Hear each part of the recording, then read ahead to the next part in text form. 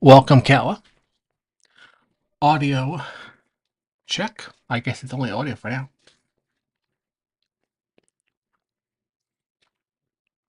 Oh,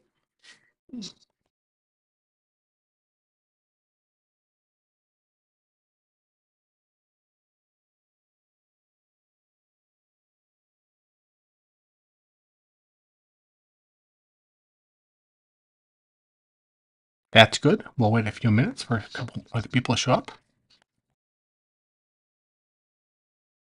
How's it going, Kala?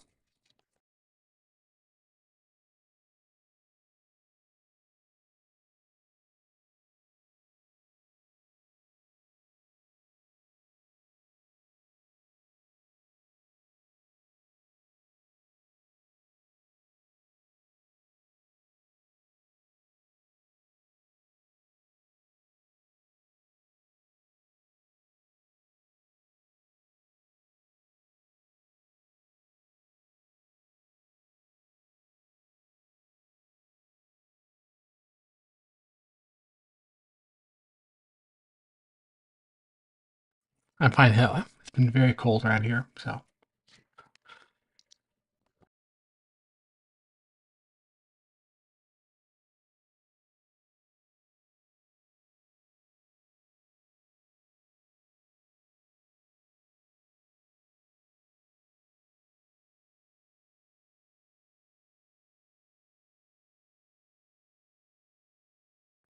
Welcome, Nemo.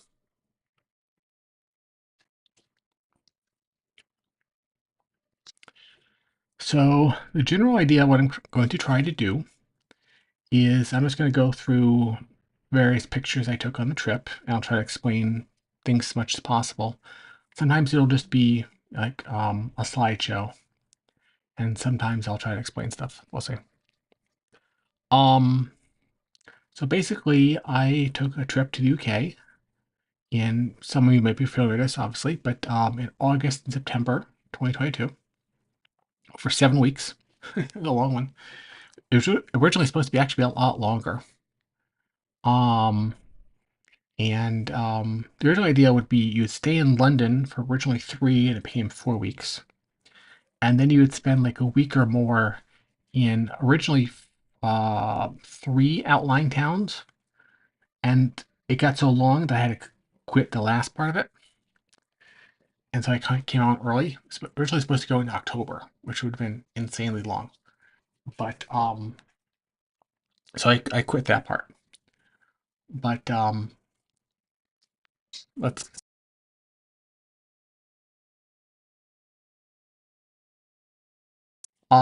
so yeah, so you start off with anyway a few weeks. You fly into London. Um, you see town. It's kind of easily accessible. Obviously, it's a lot easier to travel around London than it's around the rest of the country, even if you don't have a car.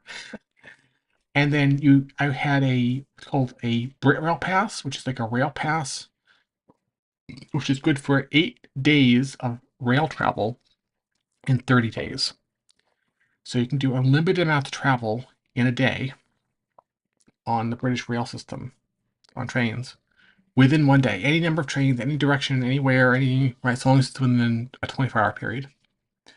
So you have 8 of those within 30 days, and you could use that Brit Rail Pass to have like day trips out from London to various places. I managed to do 4-day trips out from London. I originally planned on doing 5, but I got sick on the third week in London.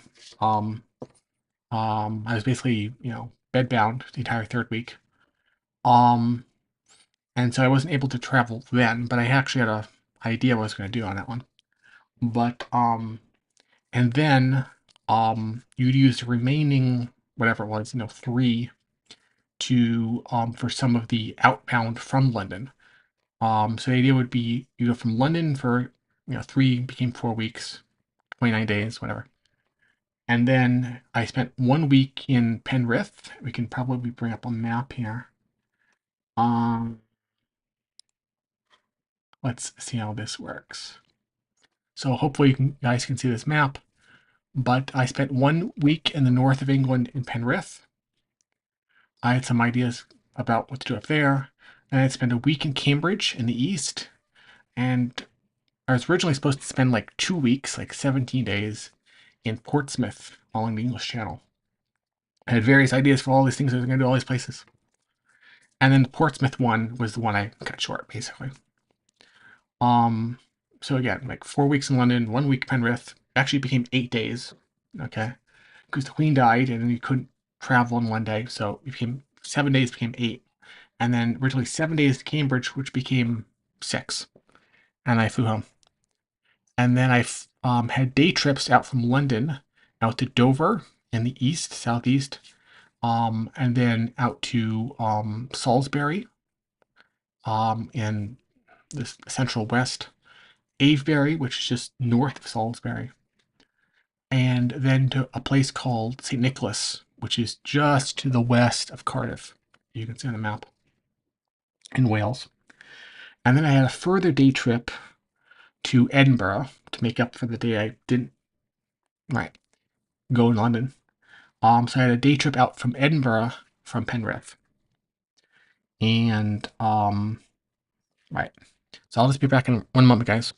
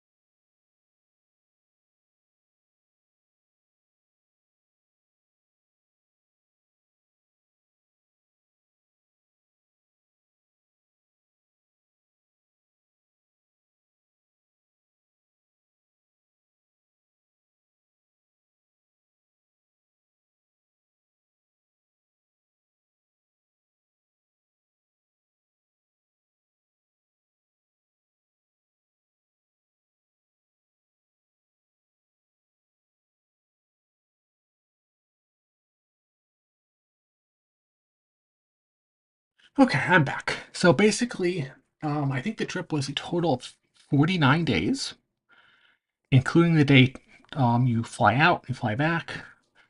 That was 47 days in country. I'd say of those 47 days, or 49, I spent 45 in England, 1 day in Wales, and 1 day in Scotland. um, so yeah, it was mostly an English trip, but there was technically 1 day in each of the other countries. Okay. So let's see what people say here. Unfortunately not. Nemo.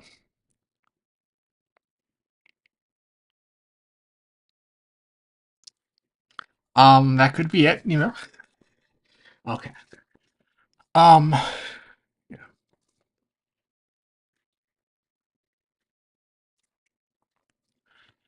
So, okay, so that's the basic outline. So 4 day trips out from London, supposed to be 5.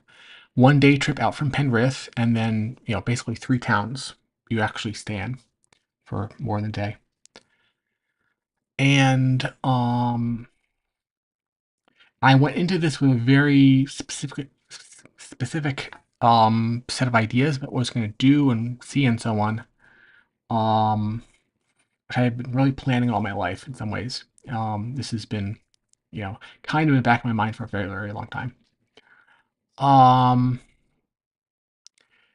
and the basic trip planning I had figured out is that you can basically fly economy across the Atlantic on a decent airline, not like a really cheap airline, but a decent one. I flew British Airways for like, if you pay reasonably far in advance, like at least a couple weeks in advance, for like $1,100, you can fly, New York to London or Paris or Frankfurt, anything like that, for like 1,100, approximately $1,000 round trip.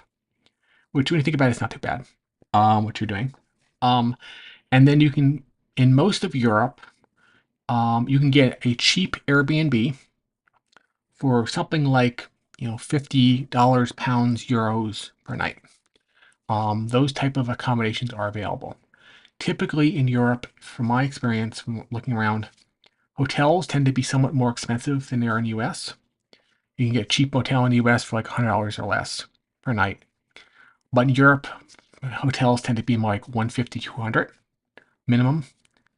Um, Whereas you can get a cheap Airbnb in Europe for like $50 a night. And we can get into how you do that in a moment, but whereas Airbnbs in the US tend to be slightly more expensive than hotels. They're about the same or a little more. So they tend to be more like 150 to 200 in the US. So it's kind of like the inverse. And so it's very advantageous to stay in the Airbnb in Europe and not so much on this side Atlantic. Um, though I've done both in both places. And but the way it tends to work, because in order to make it that cheap over there, what they tend to do is your host, Airbnb host. By the way, I did have Airbnbs the whole way through on this trip. I stayed in 4 different places, but anyway, um, in 3 locations, but 4 different places. We'll get to that. Um, but what you end up having is your host is basically has an apartment or something, and you are in like a guest bedroom. Okay, you share the entire apartment except for that bare bedroom, and you have your own bedroom, but you're basically roommates with somebody. That's how you get to be like 50 euros a night. Okay, that's how it works. um, if you want independent, a fully furnished apartment or something, at least in London, I looked at, that tends to be more like £200 a night. You can definitely do that. I found a place which was like downtown London in Piccadilly Circus or something. It's luxury apartment for 200 quid a night. It's like that's possible. In the US, you do pay more, like 150 and up, but you get your own complete suite to yourself. When I went to Long Island, some Airbnbs in Long Island in September, I stayed in 2 different places, and in both cases, you have like a separate entrance. Somebody's house, and you have like a separate entrance in one way or another. And then you have a bedroom, a bathroom, and even like a little um living room to yourself and all this kind of stuff. But it's like a separate little suite attached to the house with no direct entrance to the house. It's a completely separate entrance. Right. So you do get more privacy in the U.S. I don't see very many places in the U.S. in which you can have just like you're a roommate to somebody, like you're just in a room with the same entrance as your host. That's rare in the U.S. You might see that in New York or something like that, but that's kind of it. Um, Whereas you very rarely ever see that in Europe. It's kind of the interesting trends of the house, right? Um, but anyway, so I ended up finding a place. We'll discuss in a moment for £44 a night in London. So, which was a very interesting place. I found it to be like the cheapest place you can stay in that is not like really far out. Um, so you could stay in places even cheaper than that, like £25 a night or something. But you're like an hour or so on a commuter train just to get into town, just to get in like central London. So the cost of like the commuter train would more than make up for just it was very inconvenient. It was just not worth it. They could again stay in a place for £25 a night. You would be in somebody's guest bedroom. You would not have the place to yourself. You would not. Right? Um, but it was technically cheaper. But it was very inconvenient and right. So I stayed in a place which was almost downtown. Let's see if we can show a map of London here. Hopefully everybody's following along. But here's the boroughs of London. Now, London consists of 32 boroughs of Greater London, and then there's the City of London, or the Square Mile, as it's sometimes known, in the center. And you can sort of see this in the center picture here. So the City of London is different from Greater London. They are totally separate municipalities and totally separate jurisdictions and all this kind of stuff. They have a separate police force, separate fire department, everything. Um, and um,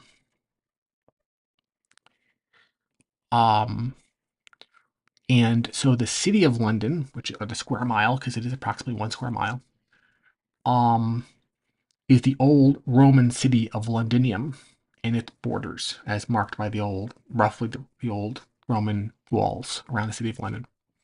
And then, of course, the metropolis of London kind of extends out from there, grew out from there over time, starting in about the 17th century and right down to the present. And so all those got incorporated into sort of greater London thing, which is divided into 32 boroughs. And the boroughs have some self-government and sort of not self-government. It's sort of divided between the city as a whole versus blah, blah, blah. And so where I was staying, you see a little dot just north of the city in the neighborhood of Shoreditch. And the neighborhood of Shoreditch, which is just north, you could walk right down into the city of London from there, um, is a neighborhood within the borough of Hackney. And so technically it's on the east side of London on the north end, or the east, I think it's the east end of the north side, or whatever it is, right?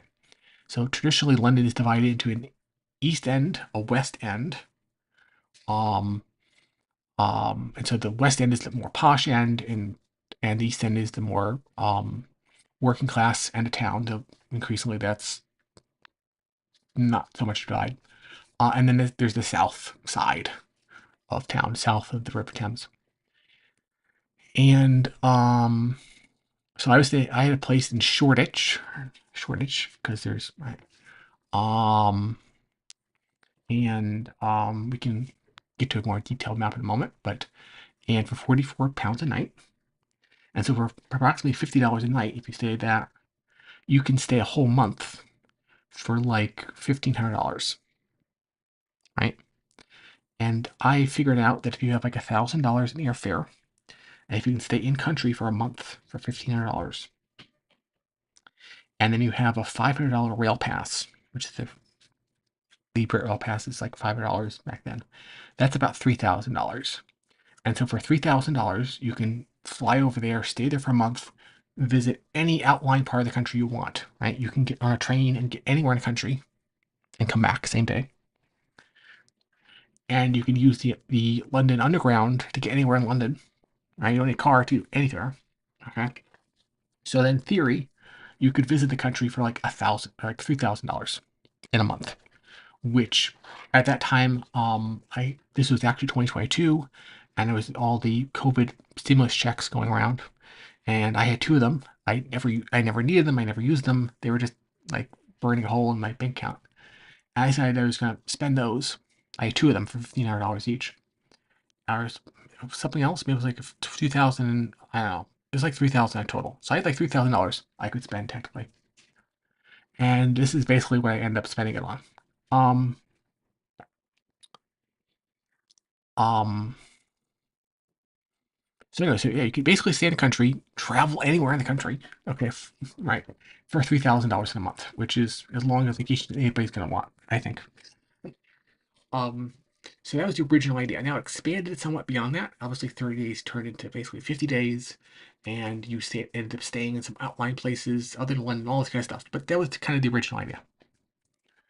Both Penrith and Cambridge and Portsmouth, as originally was conceived, were supposed to be like day trips, which expanded over time. It became like you see enough things in those locations that rather than trying to like make it in one day, you might as well just stay a couple days or a week when you get there, right?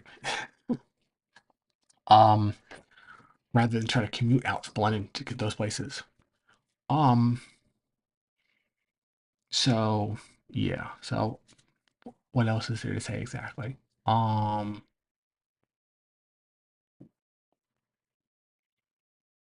uh, okay. So I think that's kind of a good opening to all of this. If anybody has any questions at this point, before I move on.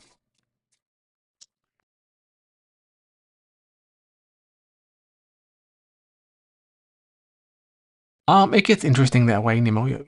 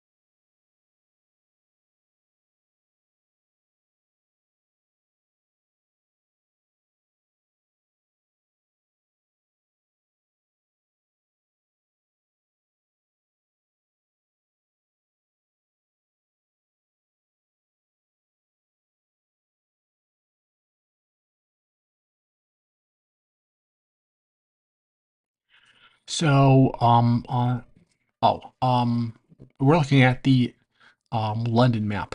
So on the London map, you seen the London map? I actually, let's see. Uh, I brought my own tea because I tend to prefer green teas. And that's not a thing over there, unless you get right. Um, I did go to pub once, mostly because that was the only thing to eat in town. Um, Surprisingly, mostly not. um,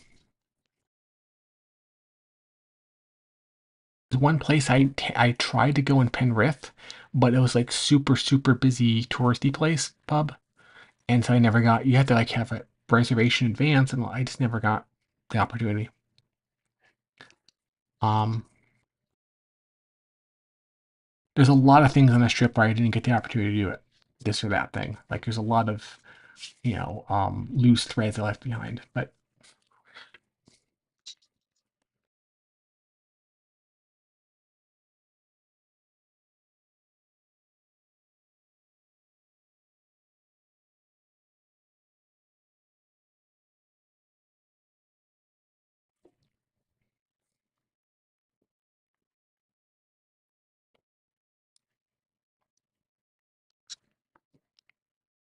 yeah, so here's most of the locations again. You start off in London. I had a day trip down to Dover, Salisbury, Avebury, which is north of there. Um, St. Nicholas, which is just to the west of Cardiff. Um, and right. And then I stayed also in Penrith in the north and took a day trip out to Edinburgh and then a week into Cambridge. There was the intent to also stay in Portsmouth, but that got cut short. And my other planned but aborted day trip was to Nottingham, which is why everything on that map is there.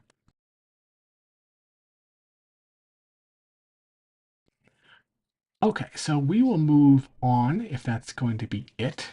Um, so let's see if I can do this transition at this point. Uh, okay, this is okay. We are okay. Oh, okay. Um, hmm. All right. No. Okay. That is there. I'm still trying to figure out how to operate this thing. Okay.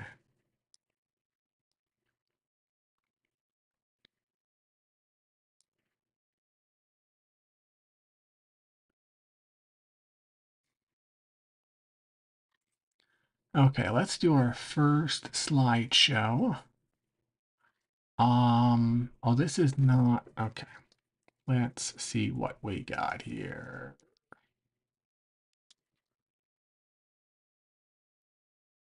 Okay, transition. Let's see. So hopefully you guys can see that. So this is okay. So we're gonna start off on August 13th. Um, so I get to New York by train, and you get off at Grand Central, and you gotta walk up to the Citicorp building, and then you get on the E train underneath that. That gets you to Jamaica, and from there you can take the air train to JFK, and that's where we're gonna take the flight from. Oh yes, exactly, Nemo. You'll see those later. That'll be on the 24th, actually. Well, that's probably our next stream.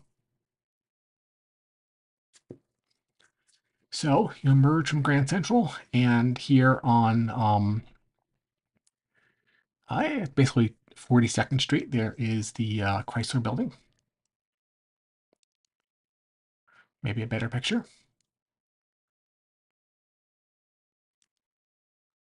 And that's where we're headed towards, going up Lexington towards the Citicorp building with the big ramp on it. Um,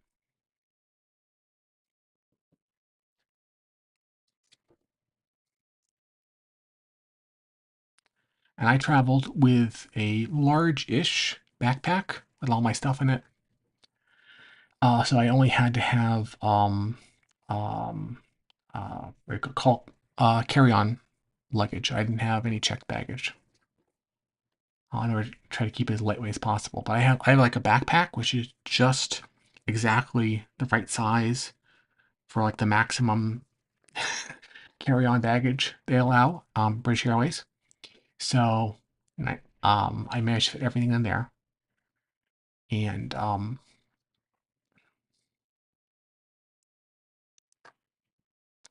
there it is.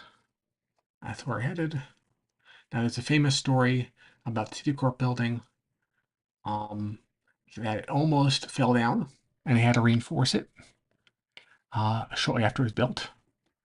You can read about that, but and there's the spire looking back again at the Chrysler, and you can see the gargoyles.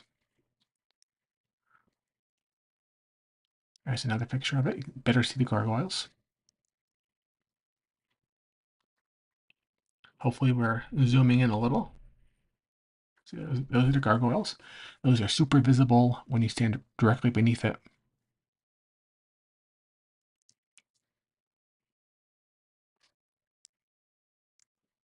Oops. Zoom out.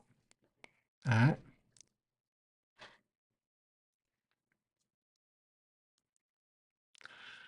And this was my longtime phone wallpaper.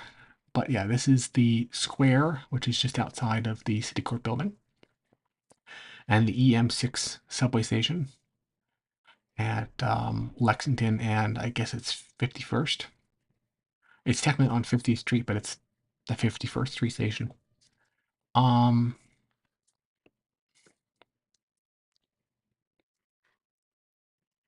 Oops. Let's see if we can zoom out a little.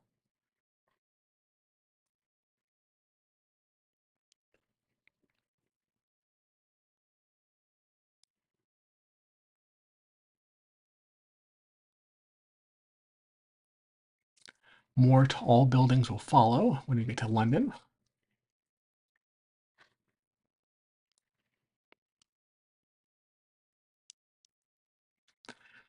And then we arrive at JFK. So this is so we're on the air train, which is how you get to JFK, obviously. Um, there's a funny story about that is that normally, at least at that time, I think they fixed this since then, but at that time, you could get on the subway with your phone just by like tapping with your phone, something called Omni. And but to get on the air train, you had to use the old MetroCard system, which is the old way of doing things. And um,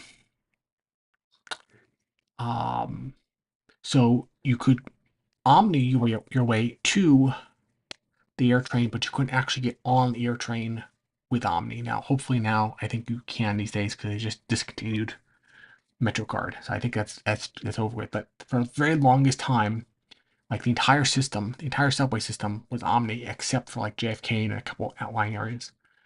Um, so yeah, and of course the air train fare because it's like for tourists or whatever, they charge a lot more.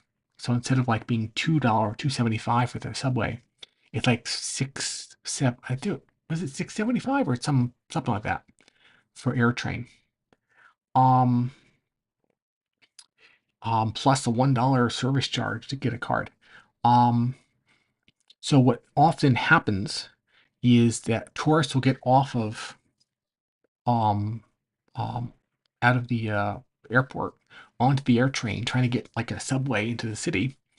And unless they're a local and they have an Omni card or a Metro card, they then have this long line of all the tourists lining up for the handful of semi-functional Metro card machines, which are just at the gates of the air train. And you have all these tourists lining up for all these, handful of MetroCard machines, and it's cash only because New York is always cash only. Um, and so you often see people queuing for the MetroCard machine. They realize their card doesn't work, and then there's an ATM. There's a couple bank of ATMs right next to it, and they queue for that one, and they queue back into the MetroCard machine.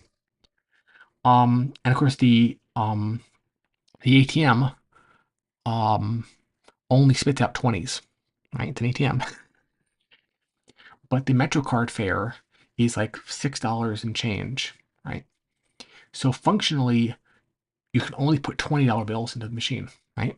Unless you carried your own cash with you, but it's functionally right. Unless you carried $15 or something, right? Um, you're functionally feeding the machine $20, okay? And if you're flying into New York, you're taking the subway from which you can just tap your phone and then you're flying back out again, you're only using the air train twice, which is like, $13, $14. But you have to put $20 on your MetroCard. And so there's always this balance left for tourists if they're just going once or twice, right? There's several dollars left on the balance of the card. And if they're not going to come back to New York within like a year, that balance reverts to the MTA. Right? The MTA takes your money basically. And so I think that's one of those classic New York ripoffs.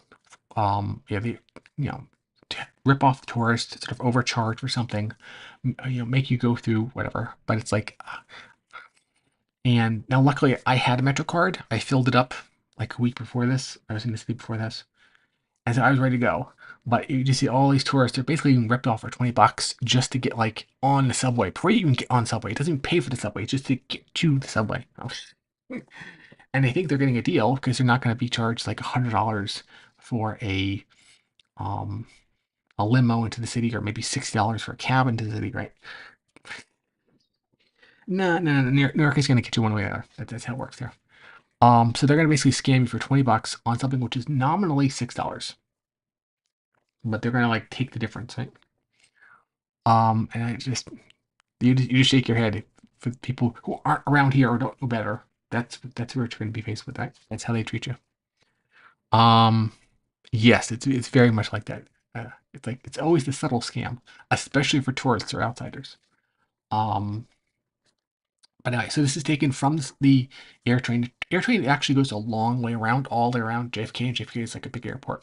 So it's actually quite the ride in itself. It's actually kind of worth, if you ever visit the city, just ride the air train all around, kind of all the way around in a loop, right? It's one fare, and you get some interesting views of things and so on. You actually go partially downtown, like Jamaica, Queens, and all. It goes out of the airport and comes back again, and you partially see like Jamaica Bay, and because it kind of goes out that direction, it comes back through the airport again, and right. So for 675, wherever it is, it's actually interesting in its own right. So obviously we're going past some airplanes at that point, and that's our terminal. It's a welcome sign. You get deposited. They drop you off here, and you got to walk the rest of the way. But it's a good sign that we got BA, and now we've reached our terminal, and we're just gonna wait. I arrived 5 hours early because they tell you for international flights you should arrive 3 hours early or something, right? So I arrived 5 hours early just in case, you know. Also, I had like an overnight red eye flight, which is I think it took off at like I want to say 10 o'clock or something. It was like 10 or 11 o'clock at night, and then you arrived in London at 7-ish in the morning. Um, what was it? Something like that. It was like um. So I don't know. If you arrive 3 hours early, you're going to be like really late. I mean, you're going to be like late in the day. It's just not right. So I arrived 5 hours early. So you arrive at your terminal, and JFK is huge. You can sort of walk forever before you get somewhere, right? Um, Now Heathrow is absolutely gigantic. Heathrow is the absolute mother lode of airports in terms of walking. You can look at that later on when you came back through Heathrow, but that airport is absolutely gigantic. Like it is genuinely a city unto itself. Um, I legitimately walked for like over an hour to go from the entrance when I was coming back to my terminal. Right? It was like literally like an hour and a half almost of like walking to get to the airport. Um, this isn't quite that big, but it's still pretty big. Um, and one little interesting anecdote about the terminal was the terminal that BA had was shared on one side with, or nearby at least, was Alaskan Airways, and on the other side was Air España, the national airline of Spain. And because Air Alaska is a U.S. airline, it's bilingual English Spanish, and because it's a Spanish airline in the U.S., it's bilingual Spanish English. But you would very much not guess it's almost the same language you're speaking at times. Um, so the Air Alaska announcer voice is like very, I would describe it as like Americanized Spanish. I don't know if you're familiar with that, but there's a kind of, if you're aware of how Spanish is pronounced outside the U.S. versus in the U.S., it's often quite different based on country you're from, whatever. But the I don't know if she was, I don't know, speculate about the announcer, but she was very much an Americanized pronunciation, like very rounded, um, very almost sing-songy kind of Spanish that we're used to in this country. And then the Air Hispana, or whatever it is, announcer, when I first heard her, I thought she was speaking French. Honest to God. It was such a different pronunciation. And it took me a while. I only realized it was Spanish once you begin to recognize certain words, right? Yeah, those aren't French words. Like that's not a French word, and that's not a French word. But it was just absolutely night and day in many ways. It was such a like a high Castilian kind of, which is almost it sounds almost harsh and kind of like a French kind of way. Um, right, which is very different than how Spanish is spoken in general in the New World, and especially in the U.S. In the U.S. we think of Spanish as almost a kind of like a sing-songy language approaching Italian. Um, it's very rounded, it's very vocalized and so on. But in Spain, at least in some pronunciations in Spain, it can be like radically different. It sounds like French in some ways. at least in like tonality and pronunciation. And so I thought we had some sort of French airline for a while, and then eventually we recognized, oh, those are like Spanish words. That's Spanish, but it's like, oh, but she's obviously from over there, and that's how they do it. And when you listen to somebody from Spain, for example, they do sound very differently than they do in this part of the world. Um, it's very differently the same language, but it's pronounced very differently in some ways. Um, so I got and they were almost giving announcements at the same time, like or alternatingly, or like, and you could compare and you could right. It's like you could almost sort of smile at the differences. Um,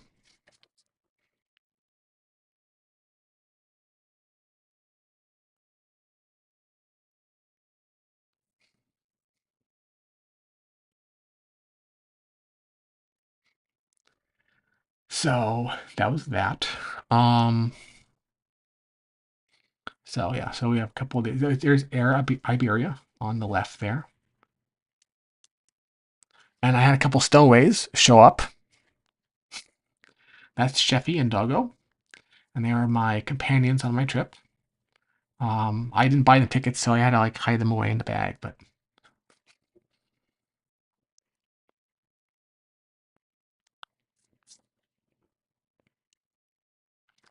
and there's my faithful steed. It just arrived.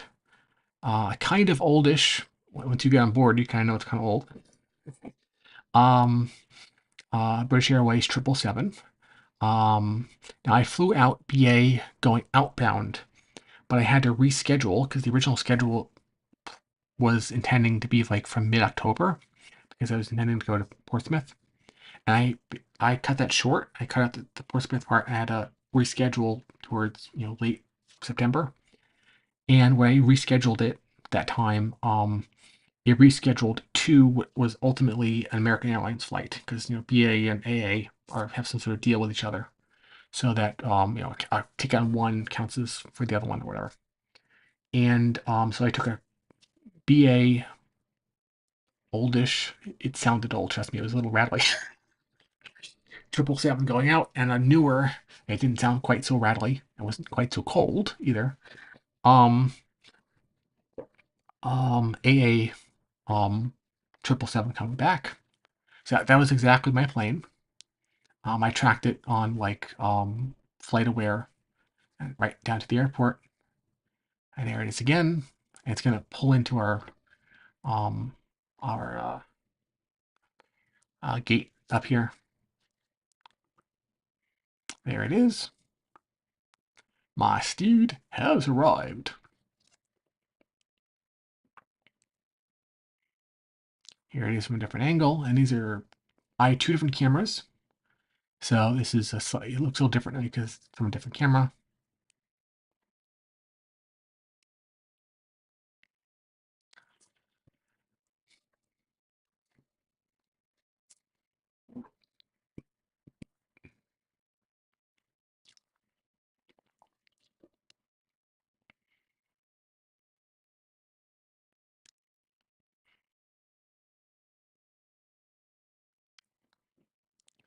There's Polish LOT Airlines who's going to go off to Warsaw. You could track the particular flight. Um, that was adjacent to us. And then LOT was like another, like one gate over. So it was like, BA, um, uh, the Spanish Airlines, and it was Air Alaska, and it was LOT. It was like in our little part of the airport. There it is again. That's a 787 Dreamliner. You can tell the nose looks different. It's got like that droop nose on it. And here's a United flight somewhat further down the terminal. And that was a 757. And then LOT is about to take off. You can tell it's a lot smaller airplane because it has fewer wheels on the main landing gear.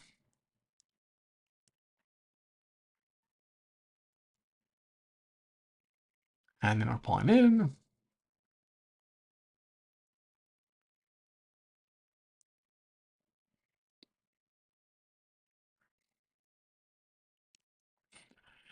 Okay, so that would be day one, on the 13th. So let's see if we can transition to the next day. So as I said, it was basically a red eye flight. We arrived officially at I think like 7 something, like 7:15 in the morning in London. And then you have to kind of figure out how that translates to going out of New York. The flight itself is obviously like 7 or 8 hours, but then there's the time zone difference, so it's actually like 13 hours or something. Um, but we definitely took off at night. I remember that. Um, so let's do the transition. Oops, nope, nope. Oh, transition back. Oh, that one, that's not good. That one was not good. One moment. Um, ah, okay. Well, we might have to do it that way. Okay. This thing is just so. All right. All right. So we're gonna transform into fit to screen. No. Why won't it do that? Center to screen. No. This thing is gonna be trouble. Okay. Let us see what's going wrong. Hmm. Why is it being like this? No. Hmm. Let us see what's going to happen here.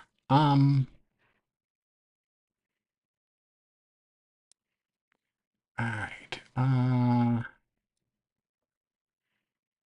Okay. Let's see if we can. Yeah, that seems to work. All right. Hopefully that made the transition. All right. Let's not do studio mode. Okay. Okay. Hopefully you guys can see that.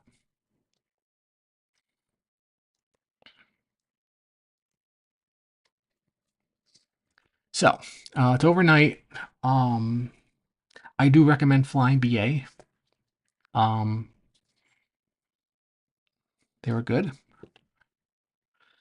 So we arrived, I think, like 7-ish in the morning into Gatwick, um, which is BA's main hub, into London. They don't fly so much into Heathrow, and Gatwick is just south of London, so like just south, okay, just below the southern border, um, and just outside of city limits, and then you have to try to figure out how to get in town. And basically you take there's a train service 10 the Channel Coast up to, I think it goes to Cambridge, so like, I don't know, 50 miles south of London to 50 miles north. um and you hop on a train, you pay with your phone, um and so I managed to get into London around, I hopped on a train probably like 8 o'clock in the morning, you get off the airplane and through the airport and blah blah blah blah blah, and they get on a train at 8 o'clock. And then by 8:30, this particular picture was taken from that particular train. Um, is you end up in Victoria Station, which is in Westminster. So let's see if we can locate Westminster here for a minute. Um, so Shoreditch is here. You can see where the dot is, and then you have. Well, actually, let's do something else. Let's see if we can make this work. Nope, nope. Things are not working out, obviously.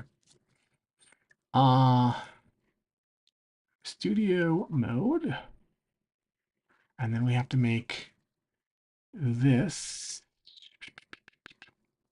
This is not working out. Obviously, Google Maps. It should. Oh! I know what's going on. I know what's going on. Um.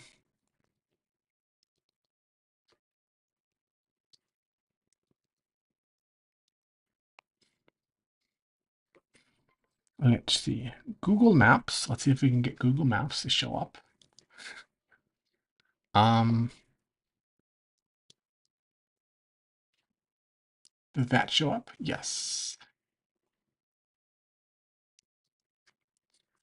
So, the heart up here, if you can see that, is approximately where I'm staying. And then Victoria Station is somewhere down here. Let's see if we can figure that out.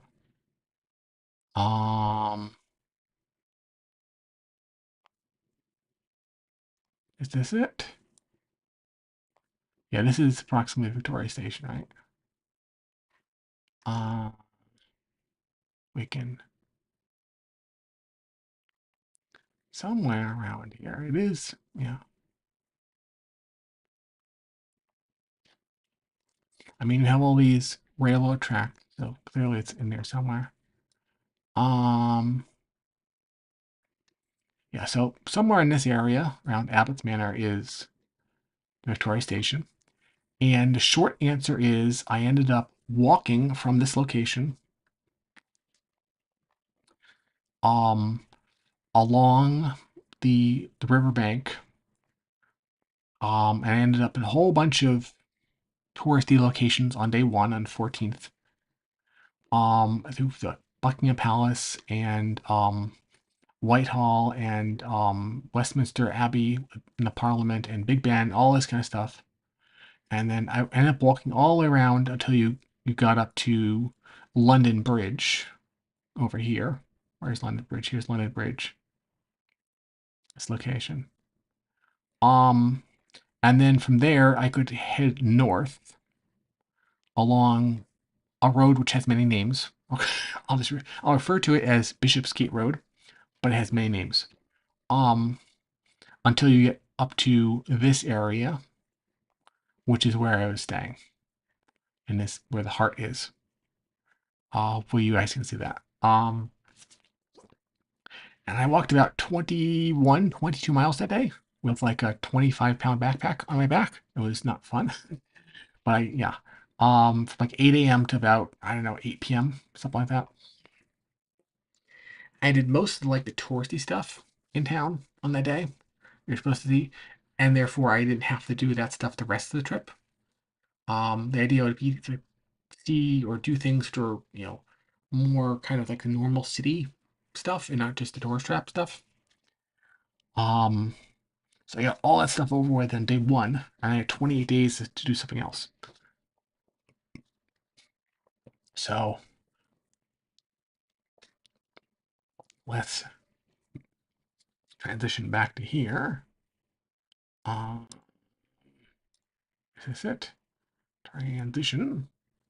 Oh no, no, no, no, no, no, no, no. Why would it be like that? Transition. This thing is okay. Um, so anyway, bus lay-by ahead. We're not in Kansas anymore, Toto. No. Um, we are not in New York anymore, Toto. It's a different country.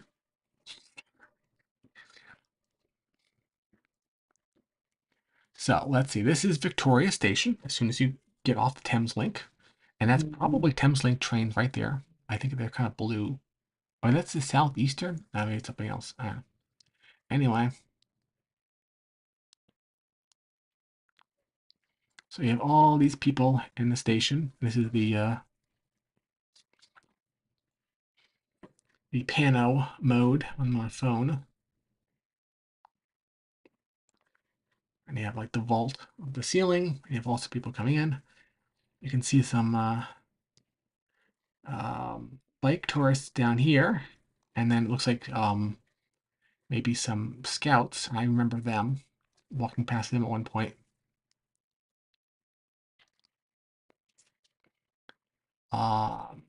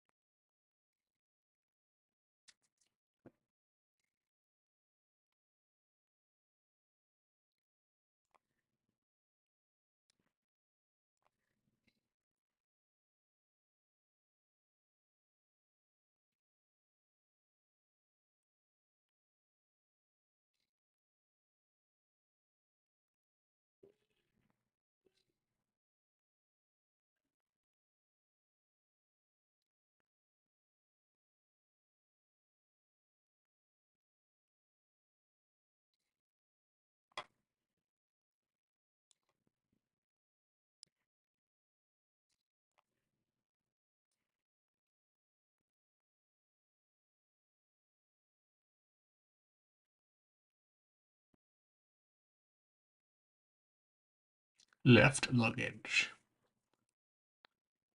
Tourist office. You can see it's kind of open at the end there. But yes, this is the Southeastern trains.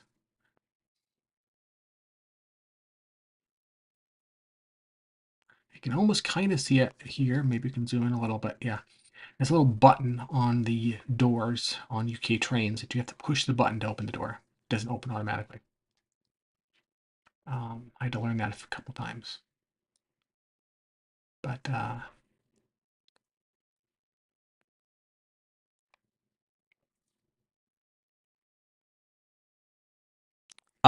don't know what that. No, I don't think so.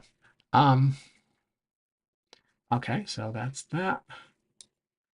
And then the station itself is built up against some adjoining buildings, and they kind of built the roof up to those buildings. Or something like that. These buildings are actually separate from the station, but they were right built into it or something. And then we went to the underground to right. I went down here to get an Oyster card, which is the card used to use the underground in London. You can also tap your phone. I mostly use my phone. I just got the Oyster card mostly as a souvenir, more than actual use. But this was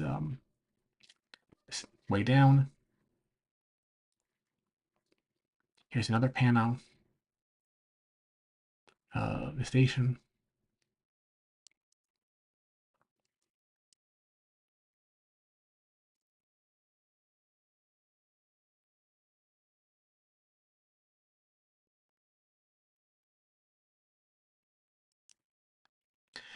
And then we hit the streets. There's the Marquise of Granby pub. I thought that was an interesting sign. But I took up a lot of pictures of interesting looking things, obviously. Even nothing particular. This is a local church with an interesting kind of a thing on top of it. It does have an acorn on top, for what it's worth.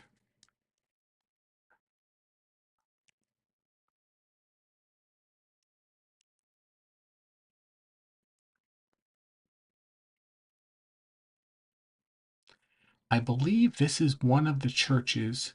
I forget what his name was, but he was an architect and just generally like a polymath who rebuilt much of London after the Great Fire. And I'm blanking out his name, but this is one of the churches that's attributed to him, I think.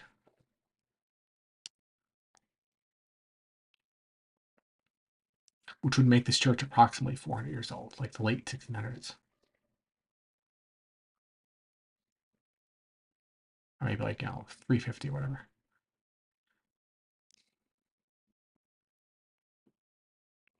And there is Westminster Abbey, which is just as you get off of the station, like a mile down the road.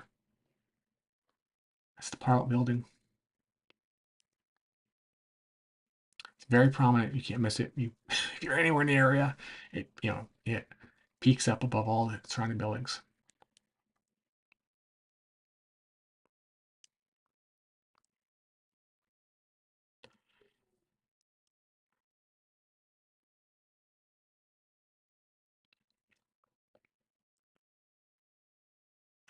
And Westminster is one of the 32 boroughs of Greater London and is also a separate city within England, an English city. It's both a borough and a city.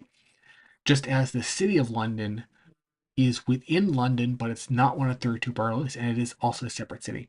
And a city is defined in England as a town which contains a cathedral or a prominent church. And so Westminster is named for the Westminster, and a minster was like a prominent church, basically. Maybe like less than a cathedral, but more than ordinary church. It could also be kind of like a cathedral. It was like a prominent church. And so the Eastminster, so Westminster is just west of like the city of London. Um, and and the Eastminster, to which the Westminster is west of, is St. Paul's Cathedral. Yes, I did a lot of research before coming. I'm not spending $3,000 without doing research. Um, and there's some more interesting architecture.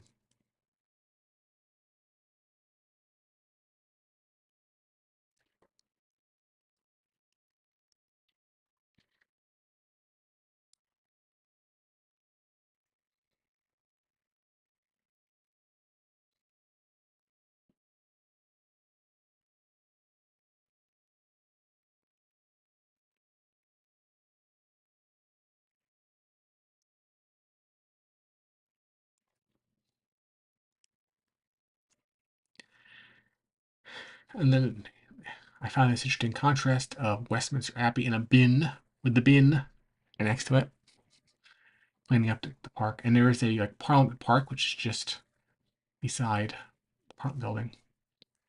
It's a very peaceful park. It's a lot of people hang out there. West Westminster Abbey and the bin. They're binning Parliament.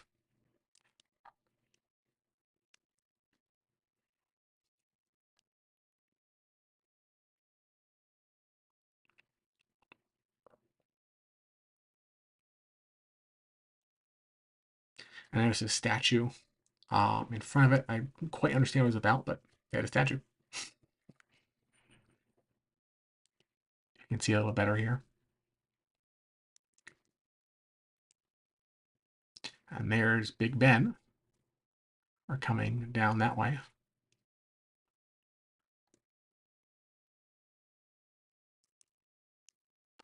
And this is the Admiralty buildings. It's like the headquarters of the British Navy. This was once, in command of probably 1,000 ships or 2,000 ships at one point. Um, and that's Nelson right there in the center of all. It is still technically, obviously, the headquarters of the Navy. It's like a huge complex of buildings. It just doesn't do it justice how like sprawling it is. And this is the bigger picture of it.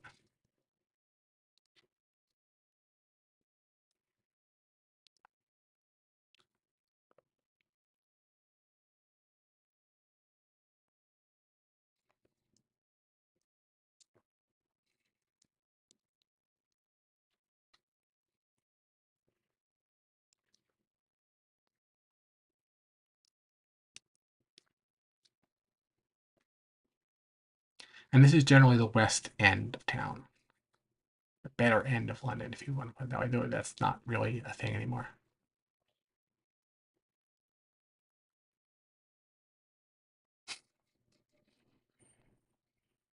Yes, Kala, that's Nemo.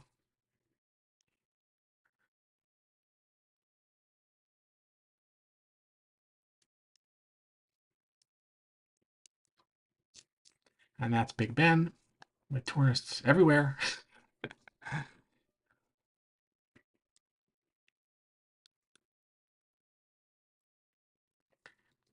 One thing we're going to do here, this is what? Oh.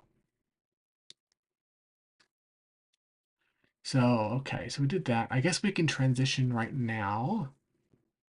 Let's see if we can make another transition here. Um,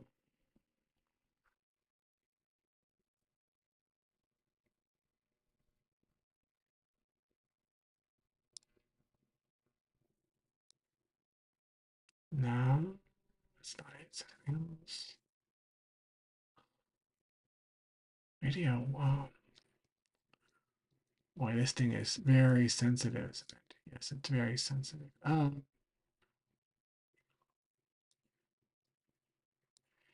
Okay, let's see what we can do here. Uh, that.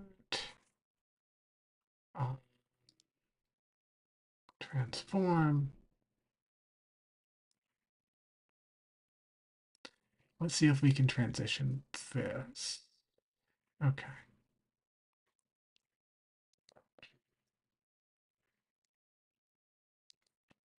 So hopefully this will play properly. We're about to find out. So midway amidst all of this, I hit upon, let's see if we can actually transition this again. Uh, Google Maps. So as you're coming out of obviously Westminster Abbey and Victoria Station, all that, then you're going to hit Buckingham Palace over here. Ooh, nice. And St. James Park. And you're going to come across the mall. You can see that the street called the Mall up here coming out of Buckingham Palace. And they obviously have the Trooping of the Guard, whatever it's called, coming out of Buckingham Palace.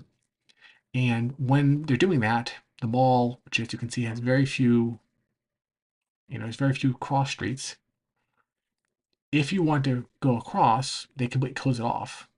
So you're kind of stuck on one side when they're trooping colors. Changing guard, whatever it's called. Um, and so I got stuck on one side and decided to stick around for the changing guard. And so that's what we'll see now. Um, I happened upon this entirely by accident, though. Entirely by accident. Um, oh, you're not seeing anything, huh? I'm doing a lot of. I gotta transition this thing. Okay, so let's review that again. Sorry, I don't use OBS very well. So obviously you have Victoria Station down here in the south, going up to Westminster Abbey along the coast, and you hit St. James Park,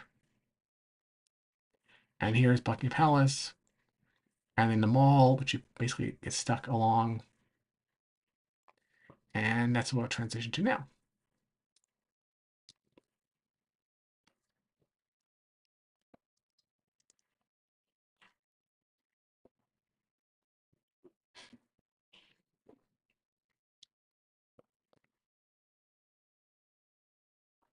And British cops are very helpful and friendly, and I'll say that about them.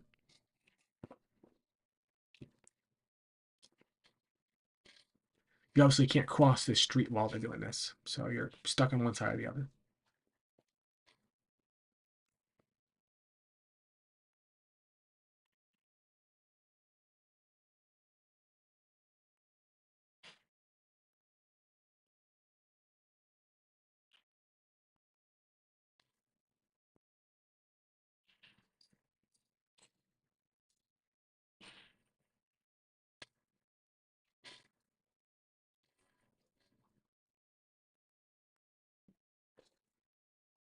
Hopefully the audio is coming in. Let me know if there's audio.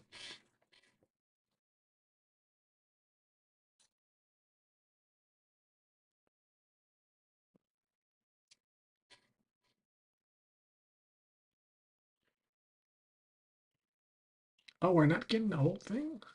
Feels like we're not getting the whole thing. Are you getting the whole thing? Ah, it's not. Yeah.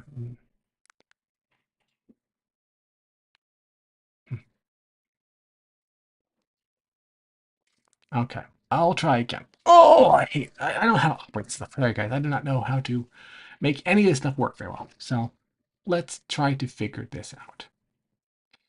Um, get into here. Sources. Add. Output capture. Desktop audio. Uh, Unhide all. I'm just going to do a quick test here. Nope. Oh, this thing is going to be a pain, isn't it? It's going to be such a pain. Get rid of that. Add audio 2. It's going to be a pain. No, of course not. No, of course. Stop that. This is going to be trouble. Uh, how do you capture that? Gosh dang it. Maybe we can do this and then just ignore. Oh, that, come on, come on. Not that. Okay, that's not what we want. But we can make this really tiny and just get the audio out of it. Just get the audio out of it.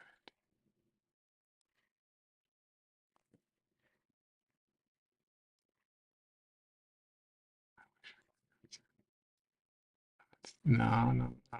Shoot. Can't have that. Okay. Doesn't give. Oh, this is not going to work, unfortunately. This is not going to work. Fuck it. Um,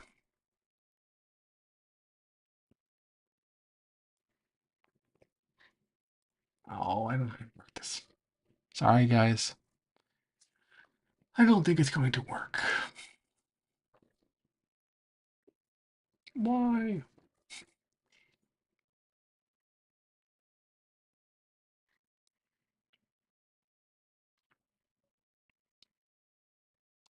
Um, you have to try that thing again. Okay. Screen capture. Use existing. Okay. Um, transform something.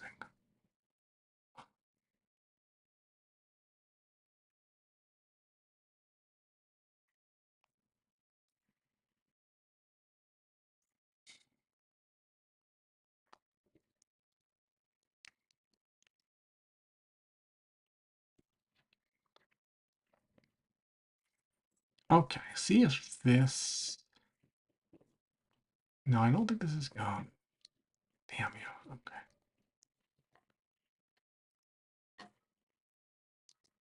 Nope, that doesn't work either.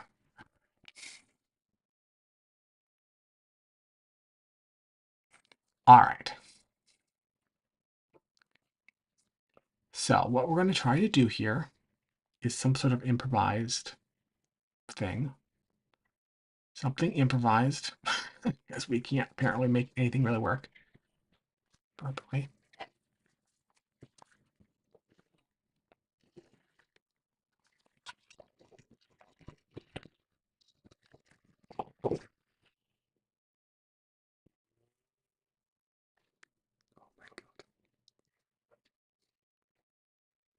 All right.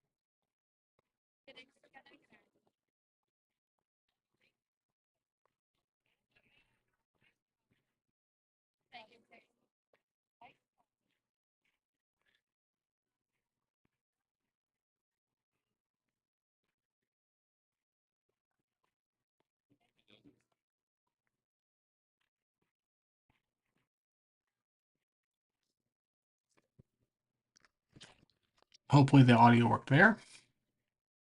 Okay, so then we will do transition back. Uh,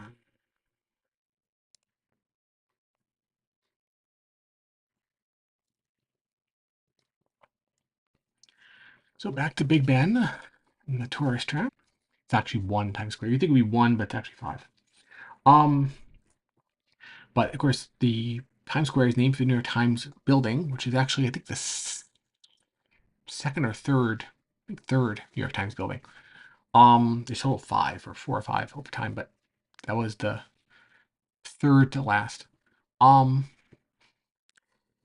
it was originally Longacre Square, and Longacre Square is named for this exact place in London. And Longacre in London, as well as in New York, was a carriage making center of town. Just as 42nd Street, which is where busy and smelly square, because Longacre in London was also a carriage making, was outside, and it was also a carriage making, was outside, and it was horse trading, and it was in one day. Um, and then of course, the the Times Square became a theater district later on as the transition away from horse travel towards automobiles made a lot of those carriage shops and you know uh, horse stables live next to because you don't want to live next to a horse stable. Okay. And they'd buy those up cheaply and they'd build a theater there. That's how it started. Um, so, oh, you're getting lag, guys? Okay, let's see. There's always going to be a certain amount of lag. Um, I mean, there's always like a probably a 30-second lag built into this thing, but is it okay now, guys?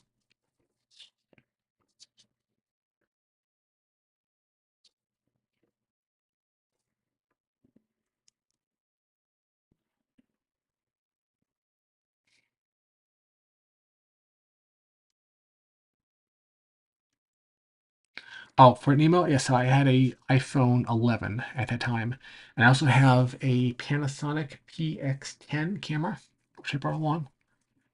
Um, most of these things I think are, I have to check, but most of them are the iPhone. Some of the better ones are the Panasonic. I could send you guys a link if you want. All right. So that's Longacre, another place I wanted to visit. And then here is what's it called? The Old Bailey. I think that's what it is, which is the so the court. This is not the Old Bailey. Maybe it's somewhere else. Maybe it is something else.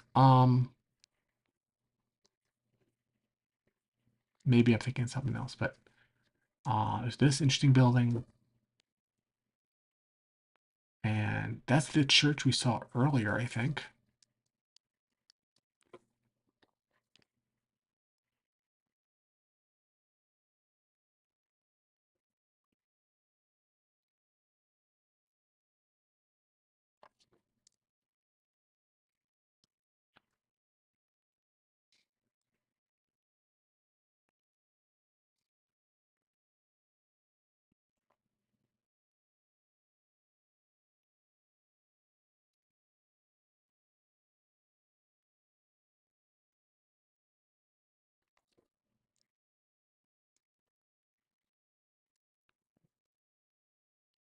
Making you know.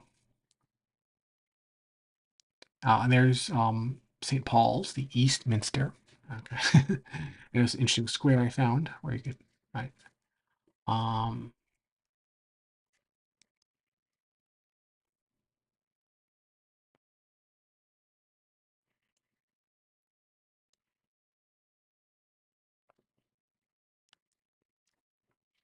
St. Paul's again.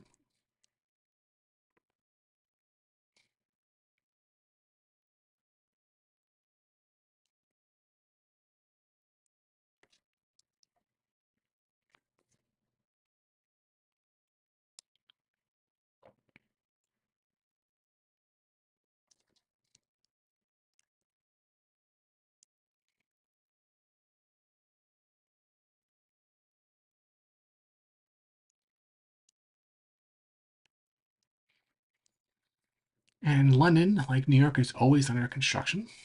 You know, wherever you turn, there's lots of construction everywhere. They can color, yes, depends. But probably as good as you can get on those tiny little lenses they have, but you need a bigger lens basically if you want better pictures. Bigger glass is the only real way. You need a bigger sensor and bigger glass, which is what a proper camera will give you. And there's the, I forget what it's called, it's the egg-shaped building that's actually in Suffolk. I'll get to that in a moment. But and there is my, will eventually become my kind of hometown bus line, the 149 that went along Bishopsgate Road. One side of which was Edmonton Green, which I went to, and the other side was London Bridge Station. This is the 149 to Edmonton Green. This is the 149 to London Bridge. You say that always. It was like that was my way of getting out of my neighborhood.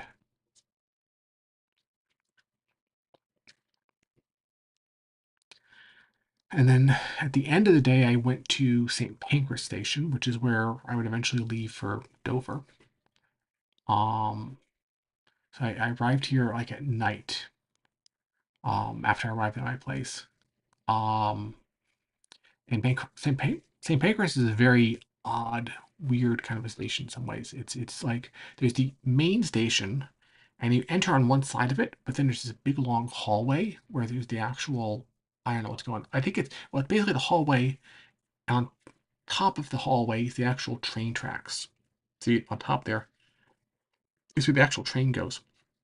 And beneath it is shops, which sounds very strange, but so yeah, the trains actually come in over the shops. Um, and then you have to go all the way down this hallway, past all these shops, past the train tracks that are above you, all the way down, and go down the other side of the hallway on the other side. And they make this big giant U-turn, which is like half a mile long, in order to get to, there's like a perpendicular set of tracks for the modern station. So that's the local train station, but then the perpendicular one is the, will it both has the southeast trains to take you to like Dover, but then they also have the Eurostar trains to take you onto the continent to like to Paris and stuff. And so in order to get to these Eurostar trains, you have to enter on, on on a right over here, walk all the way down the platform, all the way down the other side of the platform. Okay, and then you can actually enter the other side of the station. And unless you know to go all around, you think you don't know where this other part of the station is. It's mysterious. Where it's over here, it's over here. No, you just keep on walking, keep on walking. People say keep on walking, keep on going. No matter how far you walk so far, you keep on going. You literally have to walk like half a mile to get just from the entrance to the Eurostar. I don't know why they do that. There's no bridge. There's no side entrance. They don't. No. There's no street entrance to Eurostar. There's nothing. You have to go all the way through for reasons I can't possibly fathom. But that's what they make you do. And then when you leave the station, when you get off the Eurostar, you have to look all down around the station. Plus, you have to walk down the platform of the Eurostar platform, and all the shops in that area, and all the stuff. Like you have to walk past all of that. Then you walk past this platform on two sides in order to get out, or to get to the underground. It doesn't make any sense, but whatever. That's what you did. Um, and I actually had to go back there like 2 or 3 times before I figured it out. Because I was walking around, walking around, walking around, walking around. I didn't think you have to go quite that far around, but you did. um,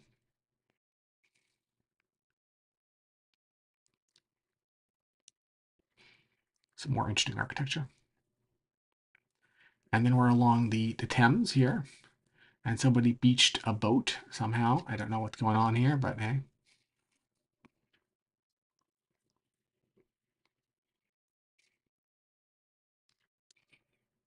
Just abandoned boat by on banks of the Thames.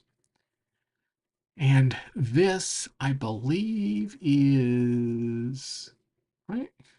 So we're looking towards Suffolk. So off in the distance, you can see the Shard building, which is in Suffolk. And so we're on the north side, obviously. and looking south. So that is probably, it's the Lambeth Bridge. It says so right on there. What do I say? It says so right on the tin, they say. Right? Um, see Lambeth Bridge. So Lambeth, we'll get to that in a minute, but we can transition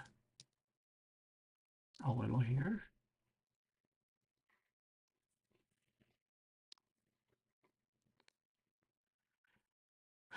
Um,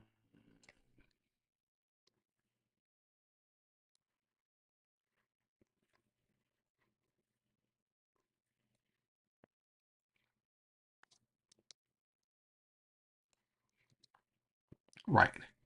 So you're in Westminster over here. You can see there's Big Ben, Westminster Abbey over here, and all that good stuff, right? And then you have the Lambeth Bridge over here.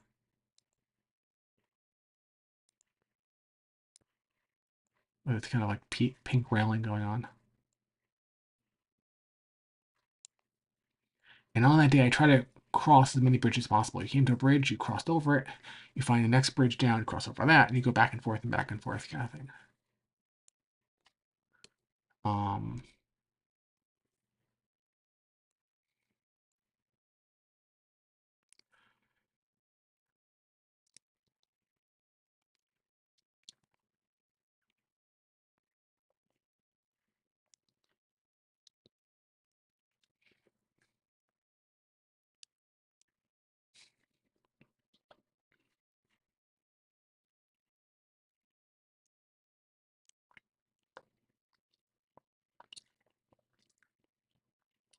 One of the few remaining red phone booths in London. They had almost completely disappeared at this point. So I found one. I don't think it's functional, but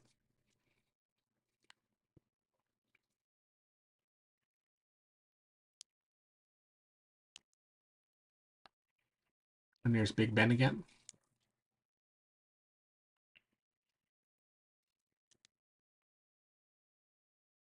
with the London Eye in the background. And here's a World War I memorial.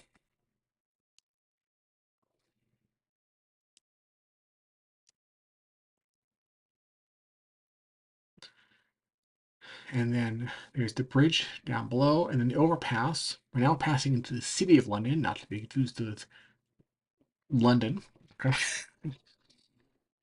um, and in the foreground, I'm using my Panasonic camera right now because it has a very you can get a very shallow f-stop and a very shallow depth of field, and I can get this kind of effect.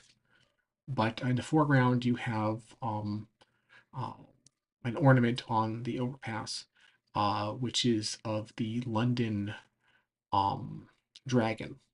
So London is represented by a rampant, which is a sort of up on its hind legs, white dragon, which represents England, versus the red dragon of Wales. So we're seeing one example of that here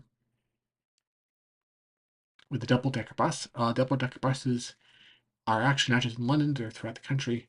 I do recommend taking them, especially if you can get on the upper level like that. You can see down below. It's really worth your time. I took as many opportunities as I could to ride them because that's one of the highlights of visiting.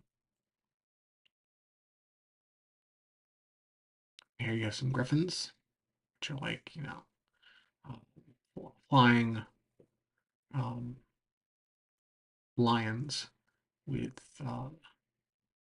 like um, like hybrid animal, different type of animals, but on a lamppost.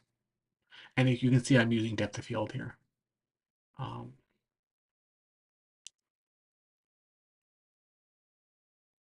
this is the Panasonic. And then looping back around to St. Paul's.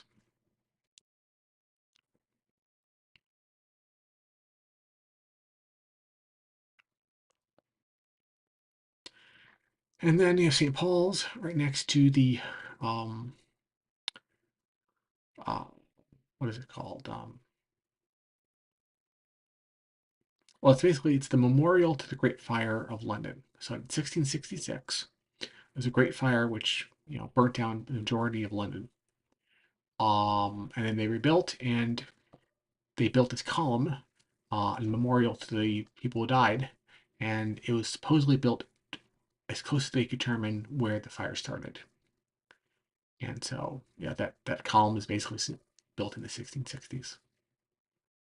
Um, you can't actually go to the top of it. It's quite large, it's like 6 feet diameter. It's about 150 feet tall or something like this. It's about the size of a Statue of Liberty, actually. Um, but it is theoretically possible. There's like a spiral staircase in the middle of it. You can technically go up to top, but it's very. You used to be able to get top more commonly, but it's hard to do now. It's largely closed to tourists. And technically speaking, you can buy tickets, and very rarely you can get to top. But it's very rare. Um, but there is like a door at the bottom of it, and you can go up if you can figure out how to get up there. To get permission to go up there.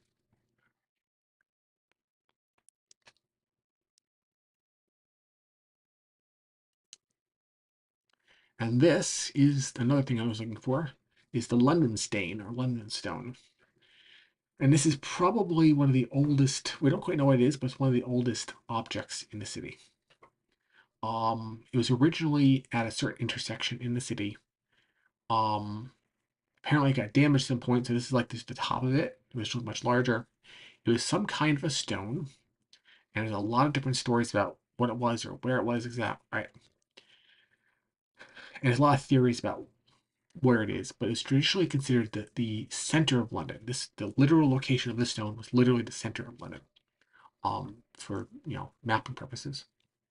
But nobody quite knew why or how or what. First reported in the Middle Ages, but it was ancient by then.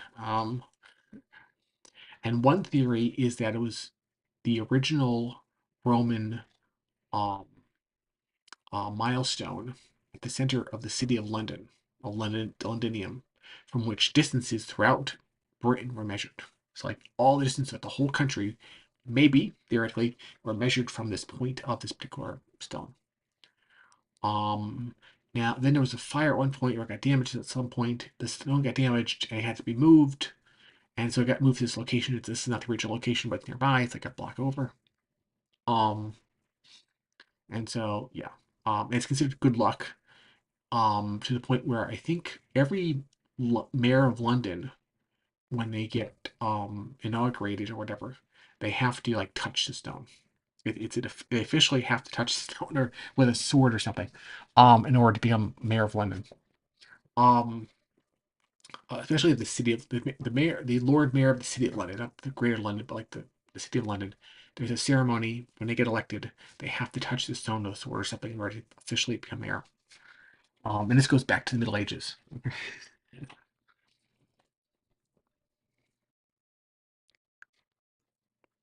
You guys still there? Just making sure we're all here.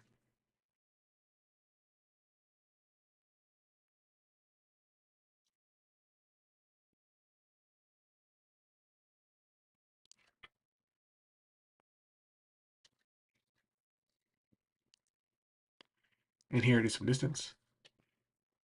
There's my M&S bag, and Marks and Spencer's bag. I got some more stuff that could fit in my bag, my backpack. Um, and Marks and Spencer's originally, I think, was like a high class, clothing store. It still is, but it's become a whole bunch of other things. So it's both the original Marks and Spencer's, but it's also like a convenience store, kind of like a 7-Eleven, and it's also a small grocery store, like urban corner, almost like a bodega. And then um uh, it's also like a coffee shop breakfast place, like Dunkin' Donuts um or Starbucks or something like that. It's got all these different branches. They're all M&S. Okay, all Marks and Spencers. It's the same company, but they have all these weirdly disparate branches. Okay. Um, yeah, but M&S is like a major brand in the country, right?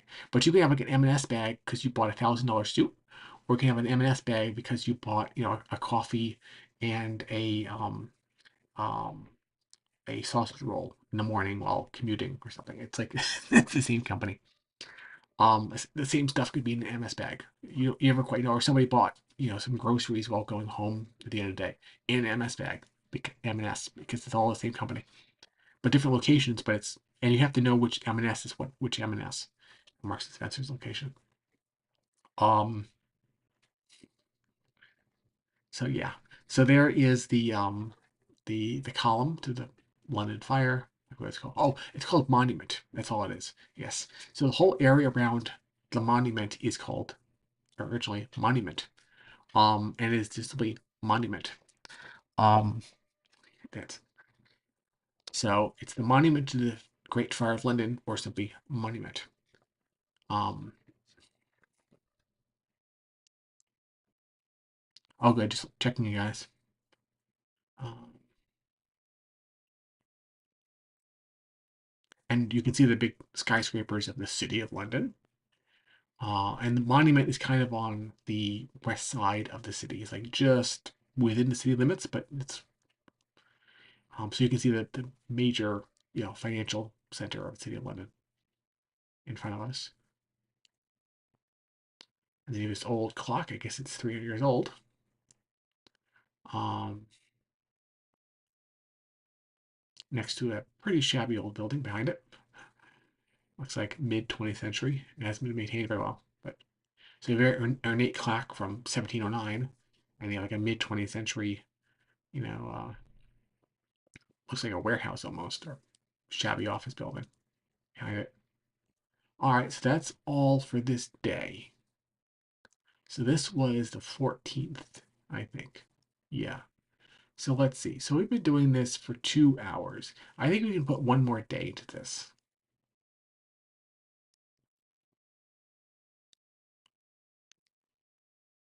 All right. Oops, oops, oh. Okay, transition back because we don't know how to operate this stuff. Um, all right, so the 15th, yeah, we can do this. And then the 16th. So on the 16th, okay, yes, please, yes, open. Open. Oh, not that, don't do that.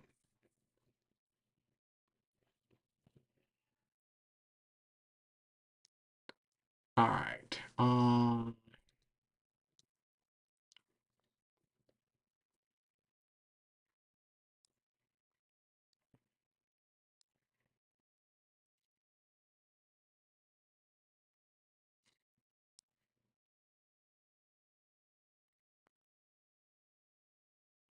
okay, let's see.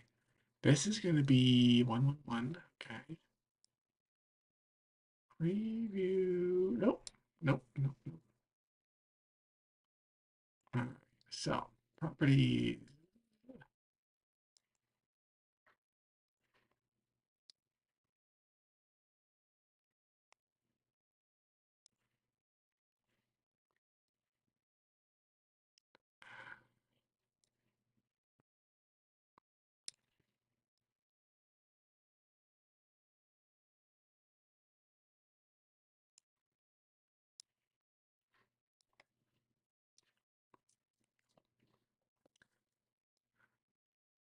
All right, that's okay. So, um, so the next day on the 13th, which is my like second day in country, I like to think of it. Or the 15th, right? The 15th. What is that?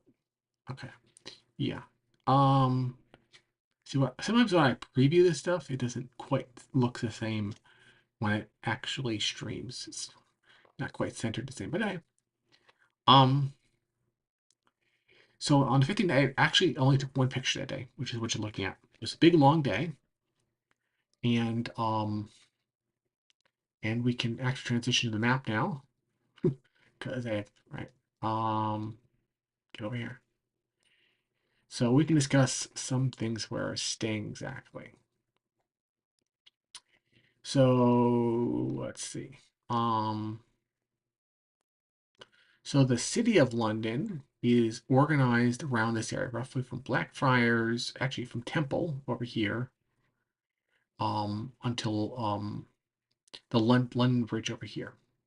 So London was originally organized by the Romans when they arrived, um, as a town next to London Bridge, and it's London Bridge is located where it is because it is probably approximately the highest point on the River Thames, which is the largest river in Britain. Um, and it provides very good access, sort of going inland from the sea. Um, the highest point upriver on the bridge before it gets like non-tidal or tidal or something like this. Um, so that way it's basically easy to sail upriver up to this point, and it's harder to sail upriver beyond this point. You need like a different type of boat or something. I forget exactly what it is, but there's a reason why the bridge where it is. And then they just put a bridge over that point, so to connect the north south, and then you go up the river to reach from outside the country. And they pop down a bridge, and you put a city right next to the bridge, and that's where London comes from. So London Bridge is literally why London exists. Okay, um, is in order to be able to enable almost London Bridge, um, and to maintain a settlement next to it. And then on so London was put on the north side, and then there was a small sort of like a bulwark or fortification, which wasn't like a full town, but some fortification on the other side of the bridge to defend it. So you could have a fortified town on one side and a non-town fortification on the other side, and you could fully fortify and defend a bridge against the hostile natives. um, and that was called the South Wark, and the Wark is like fortifications, but that eventually became Suddock. This part of town down here um, is pronounced Suddock, and actually extends considerably down south. So if we can probably transition here, um, you can see on the map that Suddock goes considerably south from downtown area. Um, and this whole area, it's one of the 32 boroughs of London, so it's a whole area. Um,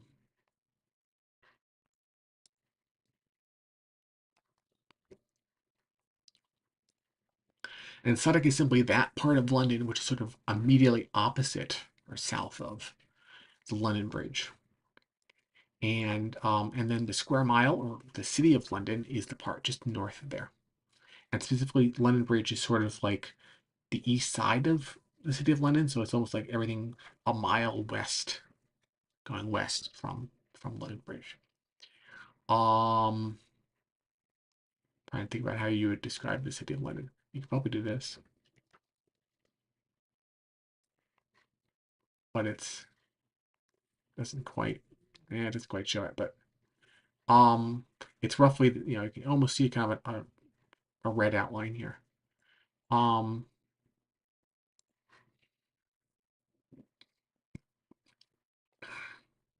and the city, of course, is like the financial heart of London. That's where all the, or at least used to be, um, all the big financial institutions and banks and stuff. Um, but it is a self-governing city, and people actually live there.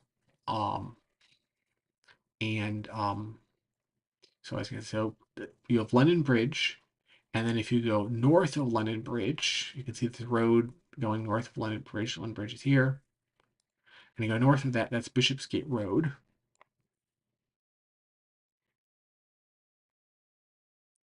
London Bridge, or what's the other one? It has so many names. Oh, here's Bishopsgate,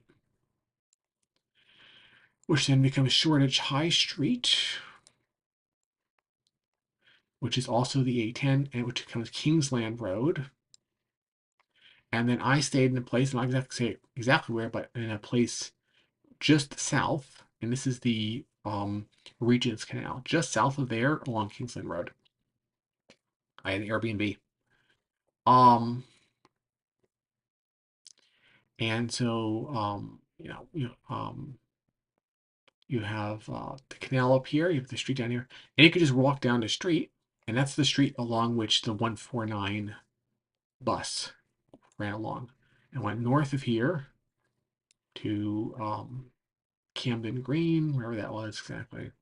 Camden Green is sort of north of here, wherever that was, and then went south to London Bridge, and there's a London Bridge major transit station in here, train bus depot, um, and you go either end of that, and that bus, of course, is a very busy bus in a very busy part of town. It's like every 5 minutes or so, 24 hours a day. You can hop on that bus. Um, and So on day one, I walked pretty much along the river from Victoria Station down here all the way up to London Bridge, and then you walk north, kind of thing. Um, what are they gonna say? Um,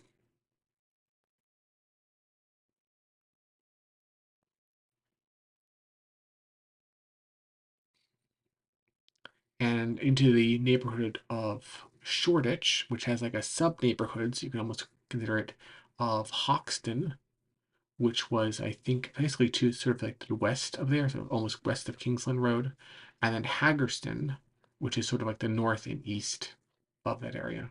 So Haggerston is north, and I guess Hoxton is the southern part, it's north and south of the canal. Um, Haggerston and Hoxton.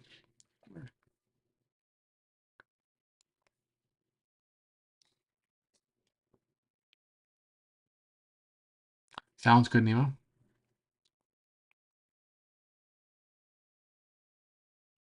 Yes, I think a lot of places have big fires at one point. Um, I mean, there was a big fire in New York that burned down pretty much all of what was then New York, which like south of 25th Street, like 1832. And my own town pretty much completely burned down in 1836. And um, that was a thing back then. um, so I was sitting here anyway. So on day two, on the 15th, which I only have one picture of, I showed you a little while ago. I come up from the south, so I went north. We just follow Kingsland Road, which is also known as the A10 on the national road system. And you just follow it north as far as you could possibly go. So a note on the road system in the UK, roads are designated by a letter and a number. And so, for example, you might have like an A for a main road or a big road, and you have B for secondary road. And technically, I don't think there's a C, but there's a D for like a really, back of the woods kind of road, very subsidiary road. And there's also uh, M, which is like the motorways, which is the equivalent of the interstate in UK, like the big, limited access roads, national. But originally it was the A roads, the main roads, the big highways, but like service level highways. And they were numbered from, so you start with an A or B or D, and then the number one um, would be north. The number, um, I think it's I think it was one, two were relative to London. So all roads obviously started at London Stone, or later on from Charing Cross in London, and it was one meant roads going north, two meant roads going east towards Dover, three meant roads going south, and four meant roads going east. And later on, they had some other numbers, like certain roads in Scotland were eight or something like this, or six for some types of northern roads or whatever. But the point was, it was one, two, three, four. And then you'd have like the main road, the main road, whatever that counted as, going north was A1. And the main road going east was A2. And the main road going south was the A3 and so on. A4 would take you all the way to Penzance in Cornwall. But then, like, the secondary most important road going north was the A10, and the third most important road was the A11, and then the third most important road was the A12, and so on and so on and so on and so on. Or no, yeah, and like that. It would be numbered like that. And eventually you get like down to the A100 and the A101 and do it like a less important. And in and basically what happens is the A10 was the first road that branched off the A1. So you have A1 and the first branch road was the A10, right? And then the second branch road was the A11, and the third going north, right? And the third branch road was the A13, and so on and so on and so on. But then the first branch road of the A10 was the A100, and then there was sort of branch off of that. Um, and then the first road which branched off from the A100 was the A101, and so it was a whole system to it. So this was the A10. So the Kingsland Road was the A10, and the A10 was originally a Roman road that actually was the original Roman road, which led out of London from London Bridge that went up to York. And this was the original Roman road in Britain. Before they built any other road, they built this one. Um, from London to York, which was kind of like the headquarters in North um in Roman Britain, and from the most important thing, which is London Bridge, and then all the way up north, and I went right out my outside my front doorway, basically. Okay, so that was interesting. It was also called the Ermine Street. Was the ancient name of the road. Um, so that's a little interesting fun fact. So that was 810, otherwise known as Kingsland Road, otherwise known as Bishopsgate Road, otherwise known as Shoreditch High Street, otherwise known as this, that, and other thing. You can literally walk this road, this A10, all the way to Cambridge, like 60 miles north of here. And another 60 miles north of that, or 100 miles away, is York. Like just keep on the road, basically. Um, and so that. So I decided to go north on day 2 on the 15th. And just see where it takes you.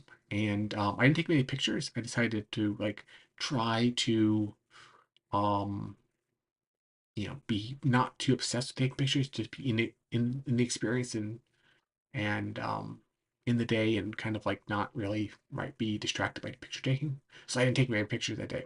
Later on, I decided that was a mistake, and I did take a lot of pictures, but on this day I tried not to. And if you go north from there, there is Dalston, Kingston, which is a major transit center. You can take the London Overground. We'll explain that later, but you take the Overground up to here, and there's a bus. The bus takes you up here, and this is like a big, basically a shopping mall. This is where I did most of my shopping at Sainsbury's, at Dalston Junction. It's about a mile north from where I'm staying, so it's pretty easy to get up there. And keep on going north, and I ended up in Tottenham, neighborhood Tottenham, and there's this Abney Park Cemetery, which is an interesting place. Whenever I go to a place, I like to visit a cemetery because it's often interesting to look at old graves, or cemeteries often there's not a lot of people around, so you get a lot of peace in the middle of the city and all this kind of stuff. So this is so I visited this place. It was kind of interesting in some ways. Um, like a really really dense um um headstones everywhere. It's hard to walk around without bumping into stuff. Very narrow paths through, right, and virtually nobody around. It was mostly just this guy walking his dog. I was a little wondering. He was eyeing me suspiciously because I wonder if he was like he was walking his dog and if the dog was gonna like shit on a grave. So he was there for that. But yeah, he didn't want me to look. I don't know. It was just me and that guy and his dog, and he was looking at me weird. But um, so that was we went there. Um, And he kept on, I just kept on, walking north basically that day. As far as you just take the train or bus back. That's basically the idea. And eventually I ended up in Tottenham, going this way, and and then eventually end up in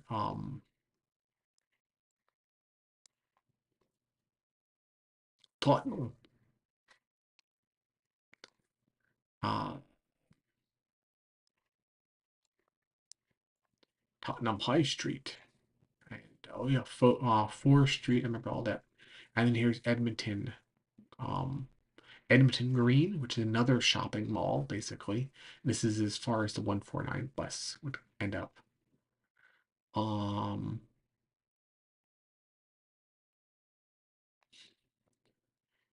and then, well, there's the A10 over there. Got away from me, but I think I went up this way, Hertford Street or something. And I didn't go up that way. See, Great Cambridge Road. I'll take you to Cambridge, obviously.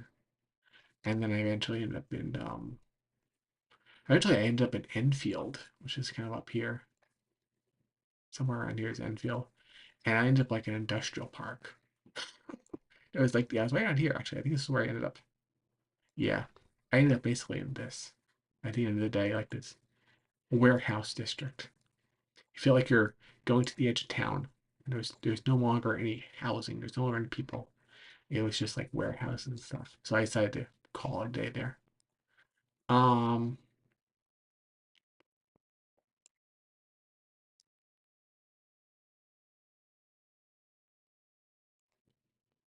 you take a bus down from there, back down to Edmonton Green, and then you take the 149 back home again.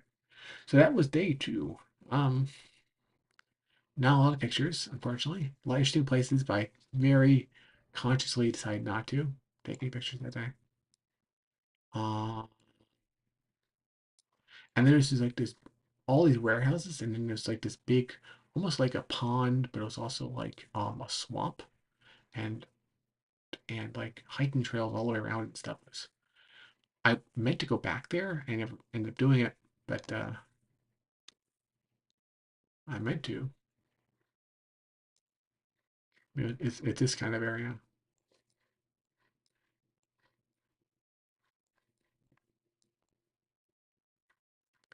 Then there was this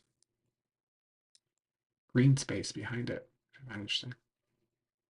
Like you could go out here. I remember this road. It was so busy you could hardly cross it.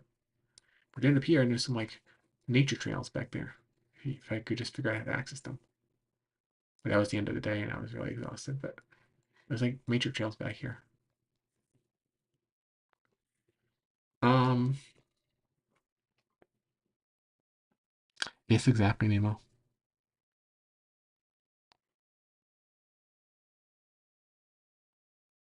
It could be Nemo. I never would have found it, but it could have been.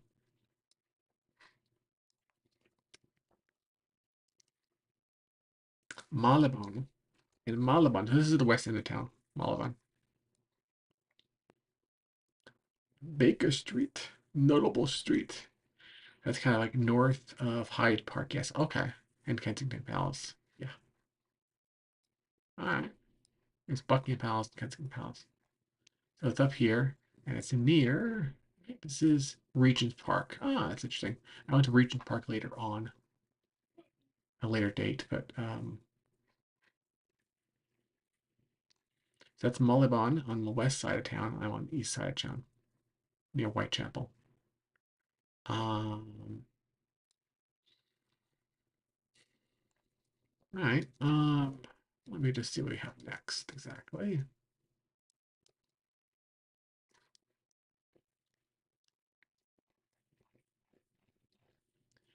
Well, it's been about 2 hours, guys. So I'm actually gonna call it a day right now because I'm losing my voice a little.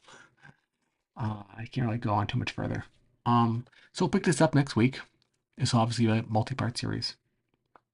Um, oh, let's see if we can find that 221.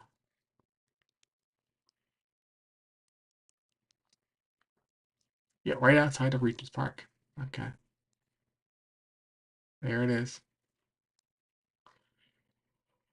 That looks about right.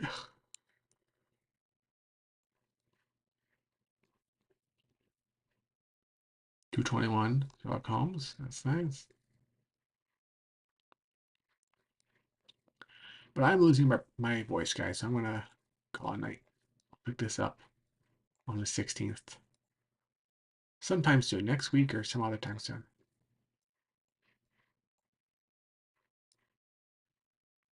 As always, I am definitely streaming blueprints all the time.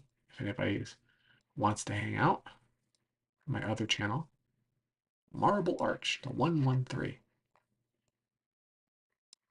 There's Regent's Park. Regent's Park is a good park. I like that. Okay, guys. See y'all later.